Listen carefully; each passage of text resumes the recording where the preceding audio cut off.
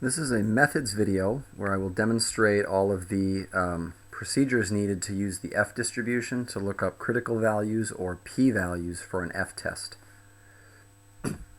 Now, shown here we have the F table in the back of a textbook. This is the actual table for the current textbook that Anne Arundel Community College is using when I recorded this video. Although if we ever change textbooks, the F tables in just about any textbook are presented in a fairly similar way. And if you look on the internet, you'll find that there are different versions of F tables, but they are all providing the same information.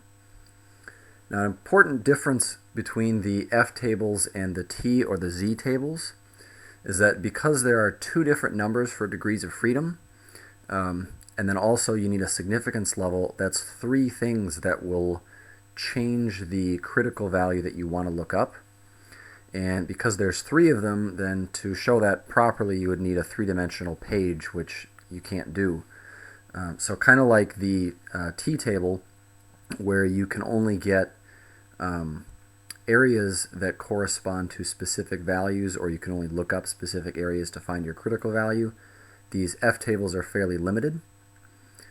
In this table in this book, you have the degrees of freedom for the numerator, that's the first number, or if you were doing a F test like for ANOVA or a global F test for regression, it's the number on the top of the big fraction that you divide by.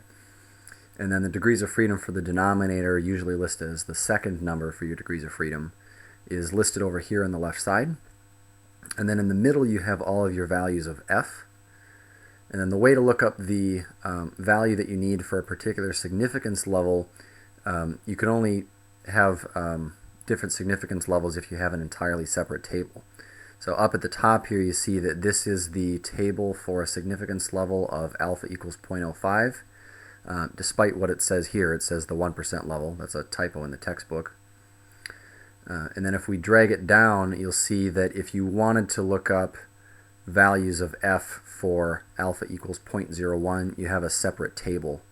And in this book, those are the only two significance levels that you can look up for F tests.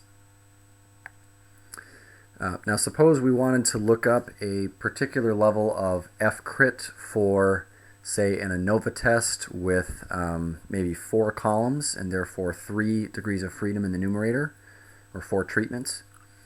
And maybe you've got, say, 20 degrees of freedom in the denominator, 3 numerator degrees of freedom, 20 denominator degrees of freedom, gives you this number right here, 3.10. So if you wanted to use alpha equals 0.05, what's considered a significant or a large value of F is anything greater than 3.1. And as the picture up at the top here suggests, that represents the highest 5% of values if the null hypothesis is true. So that upper tail there is going to be your rejection zone. Anything above F crit equals 3.1. Now graphically, I'm just basically duplicating the picture we've got here. F distributions tend to look like this. I think it isn't always true that the left side here starts at the origin. I think it can start higher. And then the representation of this F critical value is it's the level of F, or the value of F, that has 5% or 1% or whatever your alpha is of the F values above it. So in our example, this would be an area of 0.05.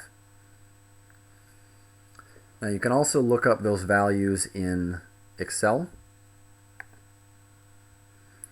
using some of the built-in commands. The two commands that you're going to want to use are f.dist and f.inverse.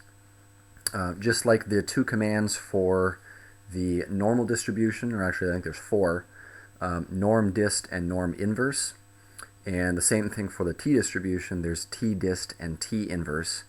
One of those goes from values from the distribution to probabilities, and the other command goes from probabilities back to values from the distribution.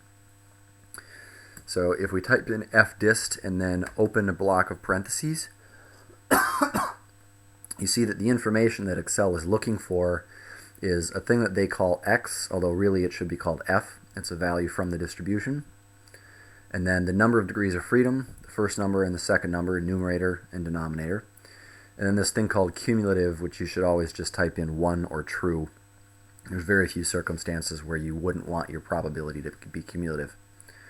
And you know that what's going to be given to you in this command is the probability, because that's the only thing that isn't provided already.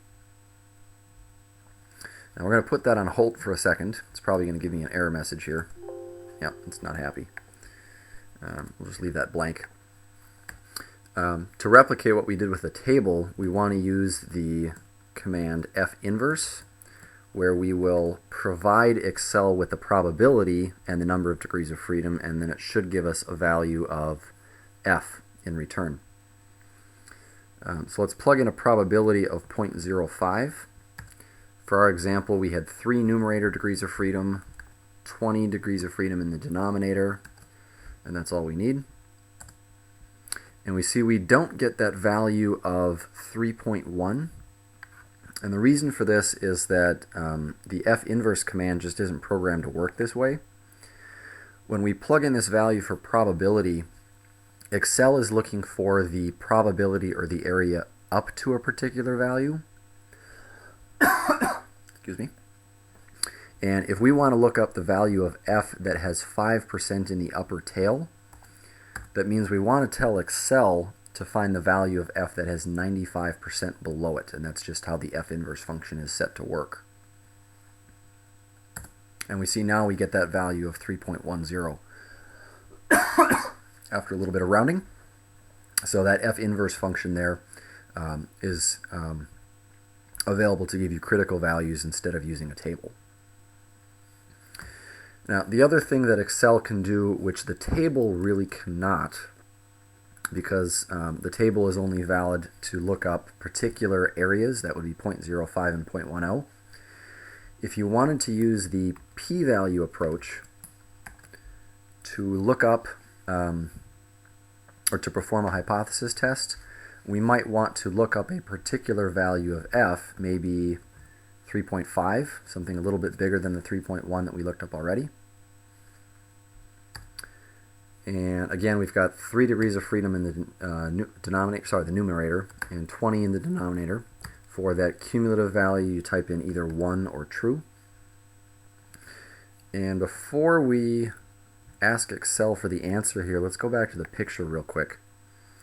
So if this f crit value is 3.1 and that had an area of 5% above it, we should be able to see in the picture that if I were to look up, say, see if I could draw a little color here. No, that's not working. If we were to look up the area above f of 3.5, then this upper tail should probably be something below 5%.